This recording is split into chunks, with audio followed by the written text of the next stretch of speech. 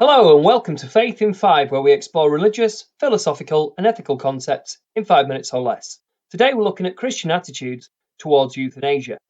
Before we begin, it would be wise to reflect on Christian denominations. The word Christianity is an umbrella term for follower of Christ. This umbrella term is very wide, and for this reason, not all Christians have the same view on different issues. For example, some Christians accept homosexual marriage, and some do not. It is no wonder that Christians don't agree on the topic of euthanasia. In the exam, you'll be asked to refer to different religious teachings, and in the exam, it could be phrased as follows.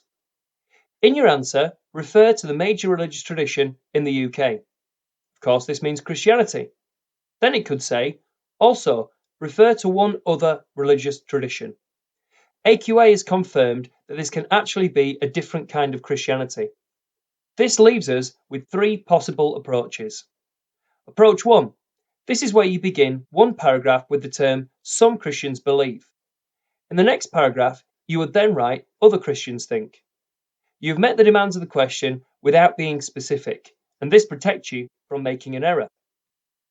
Approach B. This is where you give the specific type of Christian. For example, you may say Catholics believe in infant baptism because.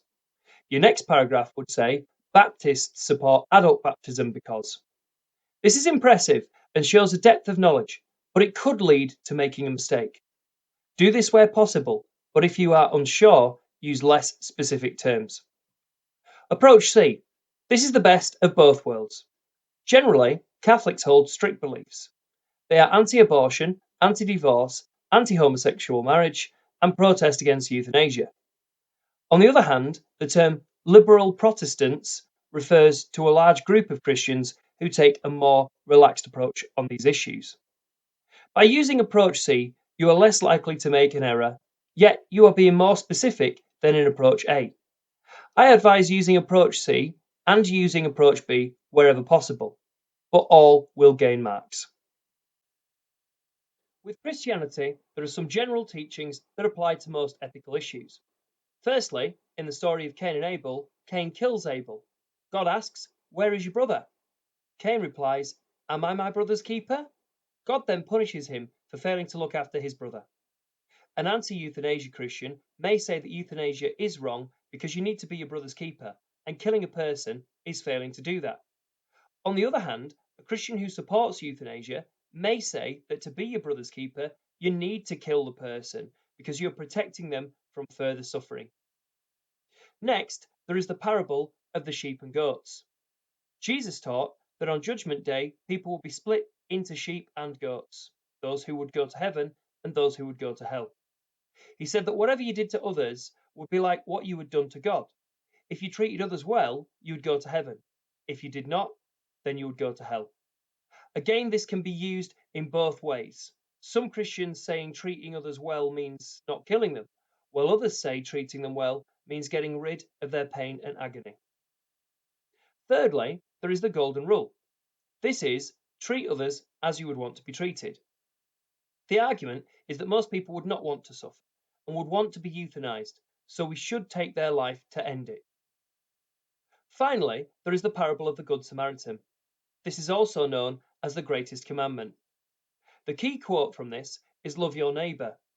Some Christians think the most loving thing to do is to end a person's life and their suffering by euthanizing them, while others think that killing them is never loving. It's also worth noting that you can refer to the conscience and revelation. The conscience is the voice of God speaking to you now. Whatever he says is what you should do. Revelation means that God has appeared to you, perhaps in a vision to instruct you. In both cases, God could tell you to support or be against euthanasia, so you can use these points either way in the exam. Catholics do not accept euthanasia for the following reasons. Firstly, John Paul II, who was a former pope, said, "We should protect life from womb to tomb." As the pope, he is infallible, meaning his words come from God and are correct for all time. John Paul demonstrated this in his own life through his battle with Parkinson's disease. He tried to show the value of human life right until the end. Secondly, Christians follow Jesus. Jesus suffered on the cross and did not try to cheat his suffering. By suffering, we are following in his footsteps, and we will be rewarded. This is known as participation in the passion. Next, they say, it is a test of our faith. We must not reject God through our suffering. Some go as far as saying we should have faith that we can be healed through a Holy Spirit fueled miracle. Euthanasia contradicts this. Over the years, various popes have produced letters called encyclicals. You can find these on the Holy See, which is the Vatican website. In the letter Evangelium Vitae, it says that euthanasia brings supreme dishonor to the Creator, as you are destroying what God has made and loved. Additionally, it clearly breaks the command, do not kill. Jesus was a healer and not a harmer, and he is the perfect example. We should seek to comfort the terminally ill, not kill them. However, if a person dies because of an overdose of painkillers, this is not considered to be morally wrong, as the person's intention was to bring comfort to the patient, not kill them. This is known as the doctrine of double effect. Further to this, Catholics will accept turning off a life support machine, as that person is being kept alive artificially, and if brain dead, they are already with God. Liberal Protestants, on the other hand, accept euthanasia. They say that God is all loving, so he would not want us to suffer. Universalist Christians go further and suggest that hell does not exist, and that God will forgive our misdeeds as he loves us so much. This means a person would be forgiven for committing euthanasia. Secondly, as Jesus taught to love your neighbour, the most loving thing to do would be to end a person's suffering. Letting a person suffer is evil. Euthanasia is evil. But killing a person to end their suffering is the least evil thing, or the lesser of two evils. Next, God has given us free will. If we choose euthanasia, it's our choice. If we later feel it to be wrong, we can ask to be forgiven.